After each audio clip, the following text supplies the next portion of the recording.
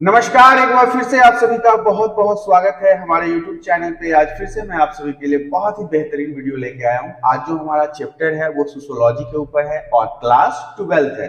तो आइए हम बात करते हैं क्लास 12 सोशियोलॉजी के चैप्टर। हालांकि मैं आपको बता दूं कि इसके दो बुक हैं, जिसमें से पहला जो बुक है उसके सारे वीडियोस बन चुके हैं, MCQ आ चुका है, और दूसरे वीडियो जो बुक है उसके भी ये 6 चैप्टर ऑलरेडी बन चुके हैं। आज 7वें चैप्टर की बारी है। तो आइए शुरुआत करते हैं हम क्लास 12 सोशियोलॉजी चैप्टर 7, जिसका नाम है जनसंपर्क साधन और जनसंचार। जनता का आपस में जो संचार का साधन है, माध्यम है, एक जगह से दूसरे जगह जाने का, बात करने का, तो ये सब के बारे में हम इस चैप्टर में ध्यान से समझेंगे। तो आइए शुरुआत करते हैं सबसे पहले स्लाइड से। सबसे पहला स्लाइड जो है वो हमारा कहता है मास मीडिया क्या है। मास मीडिया से आप क्या समझते हैं? आपसे क्वेश्चन पूछा जा सकता है मास मीडिया के बारे में, तो ध्यान से आप इसे समझ लीजिए कि मास मीडिया क्या होता है। मास मीडिया यानी जन संपर्क के साधन।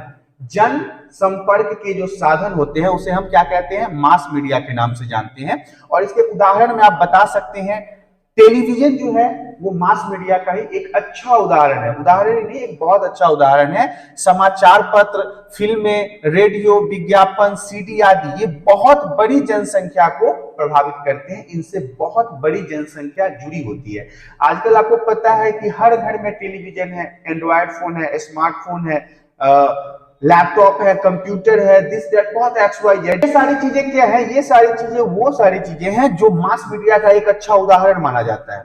तो अब हम इसी के बारे में यहाँ पे विस्तार से समझेंगे कि समाज पर इसका जो प्रभाव है ना वो दूरगामी है। मतलब दूर तक लोग बहुत इसे ज्यादा पसंद करते हैं, इसलिए इसका प्रभाव जो है वो दूरगामी है। इसमें विशाल पूंजी, संगठन तथा औपचारिक प्रबंधन की आवश्यकता होती है। मास मीडिया हमारे दैनिक जीवन का एक अंग है। प्रतिदिन आप अपने घर में भी देखते होंगे, दादाजी हो, मम्मी हो, पिताजी हो, वो या तो समाचार पत्र पढ़ते हैं या रेडियो पर न्यूज सुनते हैं, या फिर टेलीविजन पे बहुत सारे न्यूज चैनल है जहां पे लाइव चलता रहता है, या ये भी नहीं तो स्मार्टफोन में यूट्यूब खोल लेते हैं, वहां से बहुत सारे न्यूज चैनल ऑनलाइन मतलब लाइव चलते रहते हैं। तो समझ रहे हैं ना कि ये इनके जीवन का एक विभिन्न अंग है। ये हमारे और आपके अर्थात समाज में रहने वाले सभी व्यक्तियों के जीवन का एक महत्वपूर्ण अंग अर्थात हिस्सा बन चुका है मास मीडिया। तो इस तरह से आपने मास मीडिया को समझ लिया। अब हम आपको आगे की स्लाइड में लेके चलते हैं।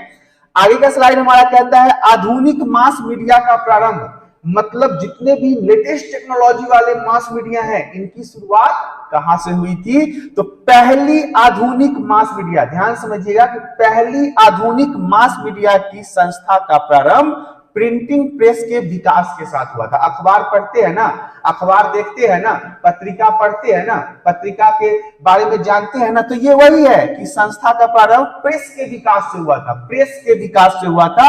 यह तकनीक सर्वप्रथम जोहान गुटनबर्ग द्वारा 1440 में विकसित की गई थी। किसके द्वारा? जोहान गुटनबर्ग के द्वारा। कब? 1440 ईस्वी में इसे विकसित किया गया था। औद्योगिक क्रांति के साथ ही इसका विकास हुआ। जिस प्रकार से औद्योगिक क्रांति का विकास हुआ उसी प्रकार से मास मीडिया में प्रिंटिंग प्रेस का विकास हुआ। समाचार पत्र जो था, जो न्यूज़पेपर था, जो अखबार था, वो जन जन तक पहुंचने लगा। मतलब हर एक जगह आम आदमियों के बीच में भी यह पहुंचने लगा।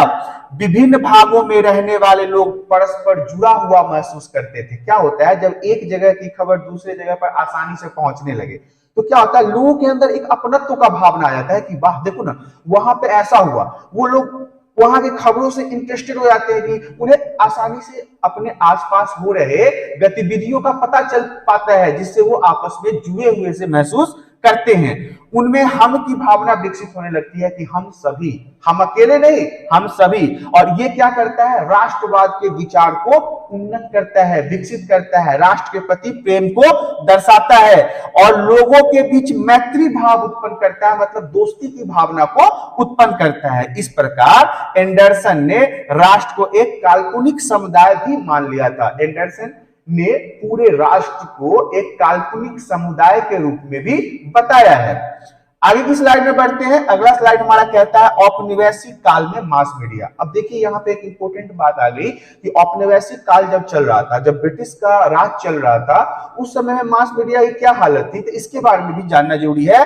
भारतीय राष्ट्रवाद का विकास जो है, भारत में राष्ट्रवाद का विकास जो है वो उपनिवेशवाद के विरुद्ध उसके साथ संघर्ष की गहराइयों से जुड़ा हुआ है। औपनिवेशिक सरकार के उत्पीड़क उपायों का खुलकर विरोध करने वाली राष्ट्रवादी प्रेस ने उपनिवेश विरोधी जनमत जागृत किया। क्या हुआ, जब उपनिवेशवाद का समय था, जब अंग्रेजों का शासन था हमारे भारत में, उस समय जो प्रेस था वो खुलकर आजाद होकर अपने राष्ट्र के प्रति लोगों को, मतलब जनता को जागरूक कर रहा था कि किस प्रकार से उनका अत्याचार हमारे ऊपर बढ़ रहा है, कौन कौन सी जगह पर वो अटैक कर रहे हैं, कौन कौन सी जगह पर लोगों को परेशान किया जा रहा है। ये खबर पूरे जन जन तक पहुंचाने का काम कौन करता था? ये खबर पूरे जन जन तक पहुंचाने का काम मास मीडिया करता था, प्रेस करता था, अखबार करता था, पत्रिका करता था, रेडियो करता था, टेलीविजन करता था।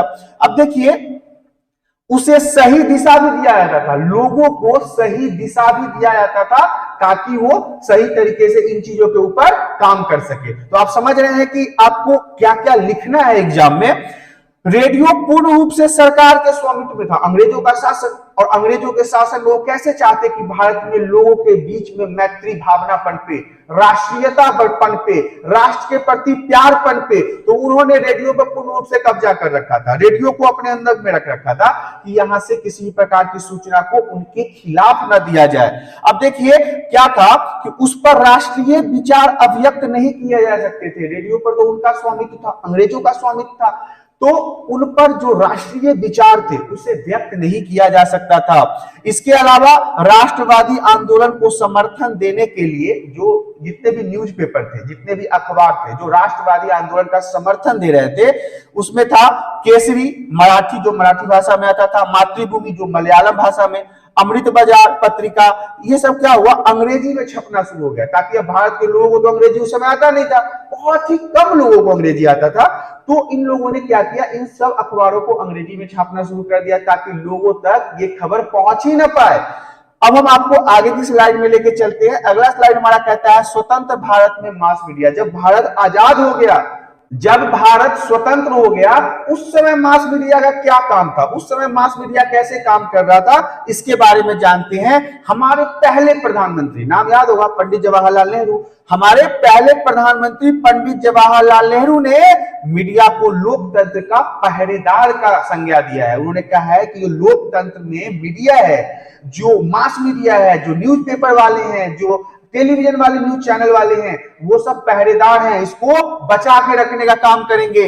इसके अलावा उन्होंने कहा ये लोगों में राष्ट्र विकास तथा आत्मनिर्भरता की भावना को भरेगा, लोगों में अपने देश के प्रति प्रेम को भरेगा, सामाजिक कुरीतियों को दूर करेगा, समाज के अंदर जो बुराइयां हैं, जो तकलीफें हैं, जो परेशानियां हैं, उसे दूर करेगा, औद्योगिक समाज का तर्क संगत तथा आधुनिकता की ओर बढ़ने की प्रेरणा देगा। आज का जो उस समय का जो वर्तमान समय था, उन्होंने कहा कि ये हमारे आधुनिक मतलब कि अपडेटेड होंगे, आधुनिकरण की तरफ बढ़ेंगे, नए नए चीजों के बारे में सीखेंगे। किसके माध्यम से? मीडिया के माध्यम से, अखबार के माध्यम से, न्यूज चैनल के माध्यम से। आइए हम मनोरंजन क्रांति के बारे में जानते हैं कि मनोरंजन क्रांति क्या है। तो देखिए, सूचना प्रौद्योगिकी में क्रांति के कारण मनोरंजन के क्षेत्र में जो क्रांति आई उसे मनोरंजन क्रांति के रूप में जाना जाता है। सूचना प्रौद्योगिकी मतलब ये जो रेडियो टेलीविजन आया, सूचना प्रौद्योगिकी आया, रेडियो आया, टेलीविजन आया, अखबार आया, तो इसके साथ साथ ना मनोरंजन की चीजें भी आ गई। अखबारों में आप जब देखेंगे ना तो आपको देखने को मिलेगा कि पहले पेज पर एक बड़ी सी एक्ट्रेस का फोटो लगा हुआ है और वो किसी कंपनी का प्रचार कर रही है। आगे में देखो तो फिल्मों की खबर रहेगी, दुनियादारी की खबर रहेगी, कौन सी एक्ट्रेस प्रेग्नेंट हुई, कितना बार प्रेग्नेंट हुई, कहां कहां प्रेग्नेंट हुई, किससे शादी की, किसके साथ तलाक हुआ, यही सब खबर। तो ये मनोरंजन का खबर हो जाता है। फिल्म कौन सी आने वाली है, कौन से डेट में आने वाली है, कौन सी एक्ट्रेस के साथ आने वाली है। तो लोगों ने जब ये सूचना प्रौद्योगिकी के बाद जो मनोरंजन के साधन को विकसित किया है, यही क्या कहलाता है, यही हमारा मनोरंजन क्रांति के नाम से जाना जाता है। अब मनोरंजन क्रांति में आप समझ लीजिए कि अब लोग क्या करते हैं, टेलीविजन, कंप्यूटर, इंटरनेट आदि से जुड़ गए हैं। आज की दुनिया में मैं आपके साथ जुड़ा हुआ हूं, पढ़ाई भी करवा रहा हूँ, मनोरंजन भी करवा रहा हूँ, तो ये यूट्यूब भी एक प्रकार का मनोरंजन का साधन है। इस पे आप रील्स देख सकते हैं, कॉमेडी के वीडियो देख सकते हैं, फिल्म देख सकते हैं, बहुत कुछ देख सकते हैं। लेकिन तो ये किसका क्या मतलब है, कहीं ना कहीं आपका मनोरंजन कर रहा है ना। और देखिए ये इस प्रक्रिया ने उनके जीवन को बदल दिया। आज के समय में देखिए ना, आज से 20 साल पहले तक कोई जानता था कि यूट्यूब क्या होता है, फेसबुक क्या होता है, वो गाना पे नाचना भी होता है, रील भी बनता है, कोई नहीं जानता था। आज देखिए हर प्लेटफॉर्म पे आपको कोई ना कोई नाचता गाता हुआ मिल जाएगा। तो ये था मनोरंजन क्रांति के बारे में। हम आपको अब आगे की स्लाइड में लेके चलते हैं। अगला स्लाइड हमारा कहता है मीडिया के प्रकार। ये जो मीडिया है, चाहे वो इलेक्ट्रॉनिक्स मीडिया हो या प्रिंट मीडिया हो, तो सबसे पहले आप जान लीजिए कि जो मीडिया है वो कितने प्रकार के होते हैं। तो मीडिया मुख्यतः दो प्रकार के होते हैं, electronics media, print media. Electronics media में आपके television, radio, Facebook, Twitter, Instagram, YouTube सब आ जाएगा। प्रिंट मीडिया में क्या आएगा, अखबार आएगा, जो न्यूज़पेपर छपता है, पत्रिका छपती है, खबरों का संग्रह सुबह सुबह अखबार वाले आते हैं ना, वो आ जाएगा प्रिंट मीडिया में। तो मीडिया दो प्रकार का, इलेक्ट्रॉनिक मीडिया और प्रिंट मीडिया। आगे की स्लाइड में चलते हैं। अगला स्लाइड हमारा कहता है रेडियो। रेडियो क्या था, ये इलेक्ट्रॉनिक्स मीडिया में आएगा, प्रिंट मीडिया में नहीं आएगा। प्रिंट मीडिया में सिर्फ वही आते हैं जो अखबार में से छपते हैं, पेपरों पे छपते हैं, प्रिंट होता है जिनका, वही प्रिंट मीडिया कहलाएगा। तो अब हम जानेंगे कि रेडियो क्या है, इलेक्ट्रॉनिक्स मीडिया के अंतर्गत आता है। तो अब रेडियो के बारे में जान लीजिए। 1920 की बात है, कलकत्ता तथा चेन्नई में। कहा, कलकत्ता तथा चेन्नई में, क्योंकि यही दो जो थे उस समय के, मतलब कहिए कि बहुत ही डेवलप्ड सिटी में आते थे। कलकत्ता तो था ही, और चेन्नई भी उभरता हुआ डेवलप सिटी था। वहां पे क्या हुआ, हैम ब्रॉडकास्टिंग क्लब ने भारत में शुरू किया। शुरू में केवल इसमें 6 स्टेशन समझते हैं, चैनल का स्टेशन, रेडियो मिर्ची, विविध भारती, धमाधम, पंजाब, फलाना ढिकाना, 100 अभी तो एफएम चैनल है। अब तो कोई सुनता भी नहीं है, उनका तो समय ही खत्म हो गया। अब कभी कभी गाड़ी वगैरह में, कोई कार वगैरह में बैठ जाते हैं तो वहां सुनते हैं कि बजता रहता है एफएम। तो यहाँ पे क्या होता है, 6 स्टेशन का इन्होंने शुरुआत किया। समाचार प्रसारण आकाशवाणी द्वारा तथा मनोरंजन कार्यक्रम विविध भारती चैनल द्वारा प्रसारित होते थे। विविध भारती मैंने भी सुना है रेडियो पे। यहाँ पे क्या होता था कि आकाशवाणी के द्वारा भारत के अंदर के न्यूज चैनलों का खबर पूरे इन 6 स्टेशनों के माध्यम से पूरे भारत में फैलाया जाता था, और विविध भारती के माध्यम से हरे भरे गानों को लोगों को सुनाया जाता था। ग्रामीण लोगों के लिए, जो गांव में लोग रहते थे, जो गांव में निवास करते थे, उनका रेडियो से क्या लाभ था, वो लोग रेडियो से क्या करते थे। तो मैंने देखा है, मेरे दादाजी ना अखबार वगैरह का जो न्यूज था वो रेडियो पे ही सुनते थे, गाने सुनते थे पुराने। इसके अलावा खेती से जुड़ी चीजों के बारे में न्यूज आता था कि आप खेती कैसे करें, आप मच्छरों को कैसे भगाएं, आप पेड़ पौधों को कैसे लगाएं। तो ये सारी चीजें उस समय न्यूज चैनल पे रेडियो के माध्यम से बताया जाता था, ताकि गांव के जो लोग हैं वो सही तरीके से खेती कर सके। अब देखिए, ग्रामीण लोगों के लिए, जो गांव में रहते हैं, कई रेडियो कार्यक्रम प्रसारित किए जाते थे। अलग अलग कार्यक्रम सिर्फ और सिर्फ गांव में रहने वाले लोगों के लिए प्रसारित किए जाते थे, जिसमें उन्हें पशुपालन के बारे में बताया जाता था। कैसे आप पशुओं को पाले, कैसे आप गाय को पाले, कैसे आप भैंसे को पाले, बकरी को पाले, कैसे उन्हें सुरक्षित रखें, कैसे उन्हें ज्यादा से ज्यादा दूध हासिल करें। तो ये सारी चीजें भी रेडियो पे आती थी। इसके बाद सिंचाई प्रणाली के बारे में बताया जाता था, कैसे आप अपने खेती में अच्छे तरीके से पानी वगैरह डाल के उसके सिंचाई प्रणाली को सही कर सकते हैं। कृषि के नए नए तरीके, कृषि का नया नया तरीका, कैसे आप अपने खेती को और बेहतर बना सकते हैं। भंडारण एवं वितरण के नए नए तरीकों के बारे में उन्हें सलाह दिया जाता था इन्हीं रेडियो कार्यक्रम के माध्यम से। वे अपने कृषि उत्पादन में सुधार के लिए इस पद्धति का उपयोग कर सके, इसीलिए खासकर गांव के अंदर रहने वाले लोगों के लिए अलग अलग प्रकार के कार्यक्रमों को लाया जाता था। तो ये था रेडियो इलेक्ट्रॉनिक्स मीडिया, और इसके लाभ ग्रामीणों के लिए क्या क्या थे वो आपने समझ लिया। अब हम आगे की स्लाइड में चलते हैं। अब हम आगे की तरफ बढ़ते हैं। अगला टॉपिक हमारा है टेलीविजन। अब टेलीविजन भी क्या है, इलेक्ट्रॉनिक्स मीडिया के अंदर ही आता है। जैसे कि रेडियो इलेक्ट्रॉनिक्स मीडिया के अंदर आता है, वैसे टेलीविजन भी इलेक्ट्रॉनिक्स मीडिया के अंदर ही आता है। 1959 की बात है कि ग्रामीण विकास की भावना के साथ इसकी शुरुआत हुई। ये जो टेलीविजन है वो 1959 में ग्रामीण विकास के भावना के साथ इसकी शुरुआत आई। 1975 से 76 की बात है, उपग्रह की सहायता से, सैटेलाइट, उपग्रह मींस सैटेलाइट की सहायता से ग्रामीण क्षेत्रों में सामुदायिक शिक्षा का कार्यक्रम शुरू किया गया। ग्रामीण क्षेत्रों में जो गांव वाले एरिया थे उसमें भी सामुदायिक शिक्षा का शुरुआत किया गया। दिल्ली, मुंबई, श्रीनगर तथा अमृतसर में इसके केंद्र बनाए गए। मेन पॉइंट कहां कहां बनाए गए? दिल्ली में, मुंबई में, श्रीनगर में और अमृतसर में इसके केंद्र का निर्माण किया गया। इसके बाद कोलकाता, चेन्नई तथा जालंधर भी इसके केंद्र को बना, मतलब इसके केंद्र यहां भी बनाया गया, कोलकाता में, जालंधर में, चेन्नई में। विभिन्न प्रकार के कार्यक्रमों की शुरुआत, वाणिज्यिक विज्ञापनों ने लोकप्रियता को बढ़ावा दिया।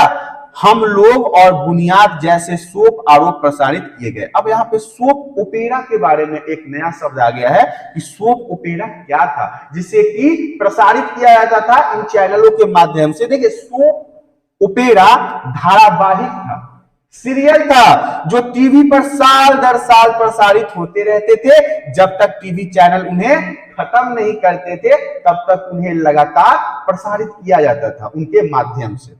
आगे की स्लाइड की तरफ बढ़ते हैं। अगला स्लाइड हमारा कहता है मुद्रण माध्यम, प्रिंट मीडिया। देखिए, अभी तक हमने इलेक्ट्रॉनिक्स मीडिया के बारे में पढ़ा था, अब हम आपको प्रिंट मीडिया के बारे में बताएंगे कि शुरू में सामाजिक आंदोलन, फिर राष्ट्र निर्माण में भागीदारी और 1975 में सेंसरशिप व्यवस्था तथा 1977 में पुनः बहाली, इसके प्रभाव आर्थिक, राजनीतिक, सामाजिक तथा सांस्कृतिक पक्षों पर महत्वपूर्ण है। उदाहरण क्या है इसका? समाचार पत्रिका इत्यादि। देखिए, क्या हुआ कि शुरुआत में जो सामाजिक आंदोलन हो रहा था या फिर अंग्रेजों के खिलाफ जो लड़ाई हो रही थी, जो क्रांतियां हो रही थी, उसमें समाचार पत्र और पत्रिका ही जो था वो अपना अहम भूमिका निभा रहा था, क्योंकि इन्हीं के माध्यम से जन जन के पास खबरों को पहुंचाया जा रहा था। तो ये हमारा था मुद्रण माध्यम, प्रिंट मीडिया, जिसका छपाई होता है, जिसका अखबार बनाया जाता है। अखबार वगैरह को, पत्रिका वगैरह को आप क्या कहेंगे? आप उसको कहेंगे प्रिंट मीडिया, जिसकी छपाई होती है वो प्रिंट मीडिया है।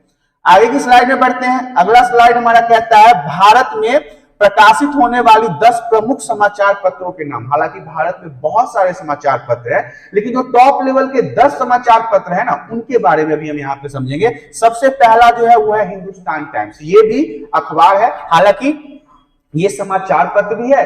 अब ये इलेक्ट्रॉनिक्स मीडिया में भी आ गया है। अब इलेक्ट्रॉनिक्स मीडिया का इतना मतलब बोलबाला है कि कोई भी प्रिंट मीडिया से अपना काम नहीं चला रहा है। जितने भी प्रिंट मीडिया है वो सब जो है इलेक्ट्रॉनिक्स मीडिया की तरफ रुख कर रहे हैं, क्योंकि इससे ज्यादा उनको फायदा मिल रहा है, वो ज्यादा लोगों के पास पहुंच रहे हैं, ज्यादा ऑडियंस को अपनी ओर आकर्षित कर पा रहे हैं। तो हिंदुस्तान टाइम्स जो है वो पहले नंबर पे आता है। दूसरे नंबर पर है दैनिक भास्कर, तीसरे नंबर पर है इकोनॉमिक टाइम्स, चौथे नंबर पर है हिंदुस्तान, पांचवें नंबर पे है नव भारत टाइम्स, उसके बाद है अमर उजाला, पंजाब केसरी, दैनिक जागरण, द ट्रिब्यून और टाइम्स ऑफ इंडिया। ये हमारे भारत के 10 वो अखबार हैं। प्रिंट मीडिया, इलेक्ट्रॉनिक मीडिया दोनों है इसके अंदर, क्योंकि अभी के समय में जितनी भी प्रिंट मीडिया है वो सभी इलेक्ट्रॉनिक्स मीडिया की तरफ रुख कर रहे हैं। तो ये टॉप 10 हमारे यहाँ के न्यूज चैनल्स हैं, आप कह सकते हैं अखबार हैं, पेपर हैं। तो इस तरह से आपको याद करने की जरूरत नहीं है। तो आप लोगों ने इतना यूट्यूब पे ये सब छाए रहते हैं ना, ये सबको पता है कि ये सारी क्या है, न्यूज चैनल है। हम आपको आगे की स्लाइड में लेके चलते हैं। आगे का स्लाइड हमारा कहता है भूमंडलीकरण तथा मीडिया। देखिए, भूमंडलीकरण काफी दिनों से पढ़ते आ रहे हैं, उसके साथ ना मीडिया को जोड़ के देखेंगे कि मीडिया के साथ भूमंडलीकरण का किस प्रकार से रिश्ता चल रहा है। 1970 तक सरकार के नियमों का पालन किया गया। 1970 तक सरकारी जो नियम थे वो पालन किए जा रहे थे। इसके बाद बाजार जो मार्केट है वो और प्रौद्योगिकी आदि ने रूप बदल लिया। भूमंडलीकरण के कारण print media, radio, electronic media में परिवर्तन हुए। मैंने अभी आपको बताया जितने भी ये छोटे छोटे परिवर्तन हुए हैं ये सब क्या है, इलेक्ट्रॉनिक्स मीडिया की तरफ बढ़ रहे हैं, क्योंकि इलेक्ट्रॉनिक्स मीडिया के तहत इन्हें ज्यादा से ज्यादा फायदा मिल रहा है, ये ज्यादा से ज्यादा लोगों के पास पहुंच पा रहे हैं। मुद्रण माध्यम प्रिंट मीडिया के अंदर आता है। मुद्रण मतलब रुपया, उसकी जो छपाई होती है इसके बारे में जान लेते हैं। नई प्रौद्योगिकियों ने समाचार पत्रों के उत्पादन और प्रसार को बढ़ावा दिया। बड़ी संख्या में चमकदार पत्रिकाएं भी बाजार में आ गई और भारतीय भाषाओं के समाचार पत्रों में आश्चर्यजनक वृद्धि हुई। नई नई जो टेक्नोलॉजी आने लगी, नए नए जो मशीन आने लगे, उसके बाद यहाँ के छपाई में वो चाहे अखबार की हो चाहे पत्रिका हो, बहुत ज्यादा बदलाव देखने को मिला है। मुद्रण माध्यम, प्रिंटिंग जो मीडिया है, इसमें आपको अलग अलग प्रकार के बहुत सारी चीजों में बदलाव देखने को मिलेगा। भारत के अलग अलग जगहों पे अलग अलग भाषाओं में छपाई होने लगी, क्योंकि ऐसा तो है नहीं कि पूरे भारत में सभी लोग जो है वो केवल और केवल हिंदी जैसे चीजों को पसंद करते हैं। अपने अपने क्षेत्रीय भाषा भी है, बहुत जगह तो भारत में हिंदी लोग जानते भी नहीं है, समझते भी नहीं है, तो वहां पे उनके भाषा के हिसाब से छपाई को करना शुरू कर दिया। कारण क्या था कि साक्षर लोगों में वृद्धि, छोटे कस्बों और गांवों में पाठकों की आवश्यकता शहरी पाठकों से भिन्न होती थी और भारतीय समाचार पत्र इसे पूरा करते थे। जो गांव के लोग हैं, जो कस्बे के लोग हैं, उन सभी को अब हम जाके गांव में अंग्रेजी का अखबार बांटना शुरू कर देंगे, सब हमको पागल बोलेगा, क्या लेके आया भाई, यहाँ पे अंग्रेजी कौन समझेगा। हाँ, इक्का दुक्का आदमी अंग्रेजी में अखबार पढ़ लेंगे। अंग्रेजी पढ़ना और अंग्रेजी पढ़ के उसको समझ लेना, इन दोनों में बहुत अंतर है। रीडिंग तो बुक रीडिंग भी होती है, लेकिन बुक रीडिंग के साथ साथ उन्हें समझना बहुत ज्यादा महत्वपूर्ण है। लेकिन हिंदी क्या है कि हम लोग का मातृभाषा है, तो हिंदी आसानी से पढ़ के हम समझ पाएंगे, इसलिए गांव वगैरह वाले इलाकों में भी ये उनकी आवश्यकताओं की पूर्ति करने के लिए उनके भाषा के हिसाब से छपाई शुरू कर दिया। तो इस प्रकार से भूमंडलीकरण और मीडिया को आपने समझ लिया। अब हम आपको आगे की स्लाइड में लेकर चलते हैं, टेलीविजन के बारे में जान लेते हैं कि टेलीविजन क्या था। तो 1991 में क्या हुआ, भारत में केवल एक ही राज्य नियंत्रित टीवी चैनल दूरदर्शन था। आपको दूरदर्शन का नाम याद होगा, हालांकि अब तो ये अभी भी आता है, लेकिन अब बहुत ही रेयर केस में इसका लोग उपयोग करते हैं। 1991 में भारत में केवल एक ही राज्य नियंत्रित टीवी चैनल था, जिसका क्या नाम था, दूरदर्शन था। हम लोगों ने भी दूरदर्शन बहुत देखा है।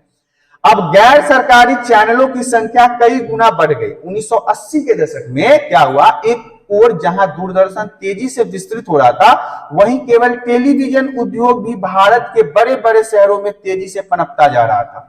अलग अलग शहरों में इस टेलीविजन के साथ जितने भी उद्योग हो रहे थे वो भी बढ़ रहे थे। बहुत से विदेशी चैनल जैसे Sony, Star Plus, Star Network आदि पूर्ण रूप से हिंदी चैनल बन गए।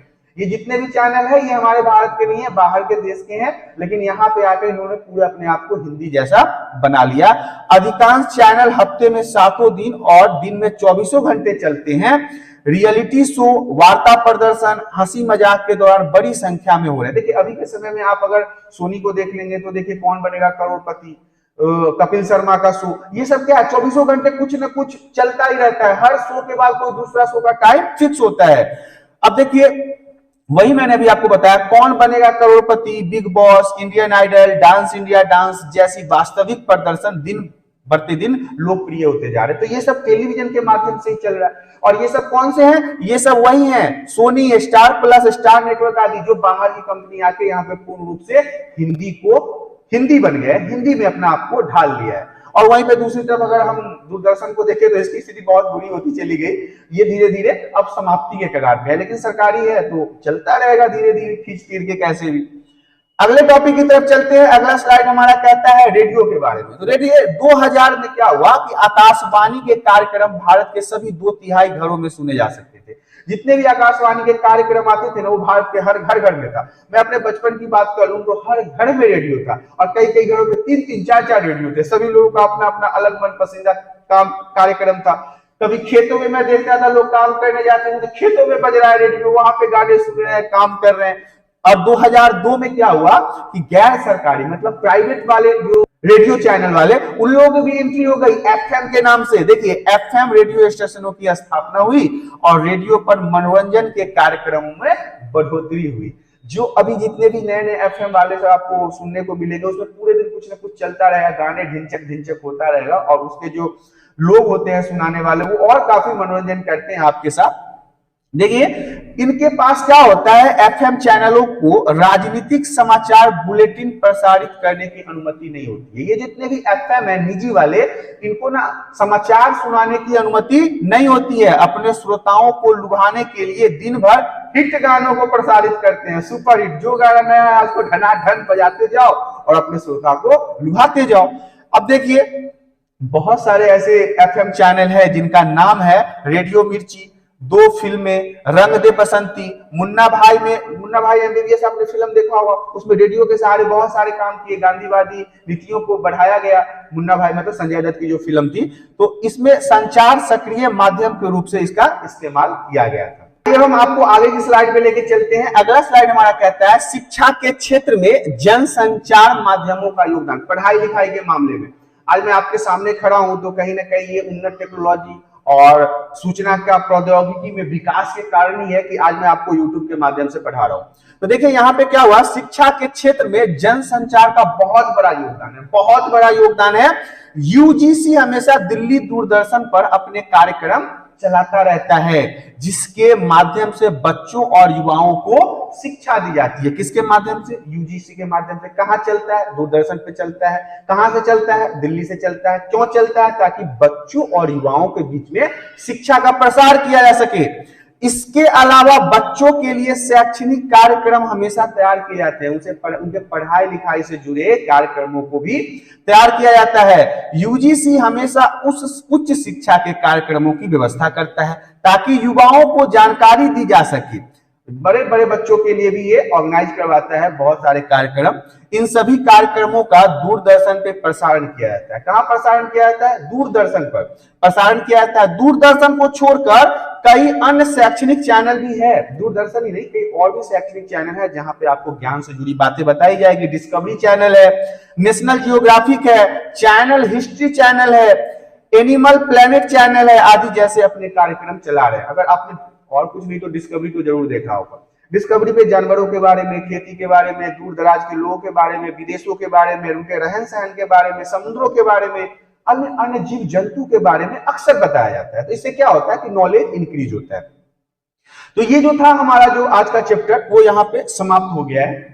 आशा करता हूं कि आज की दी गई जानकारी आप सभी को पसंद आया होगा। यदि जानकारी पसंद आया है तो जानकारी को लाइक करें, वीडियो को लाइक करें। चैनल पे पहली बार आए हैं तो चैनल को सब्सक्राइब करें ताकि इसी प्रकार के एजुकेशनल वीडियो आपको हमेशा प्राप्त होती रहे। अब हमें इजाजत दीजिए, हम आपसे फिर रूबरू होंगे अगले वीडियो में। तब तक के लिए धन्यवाद।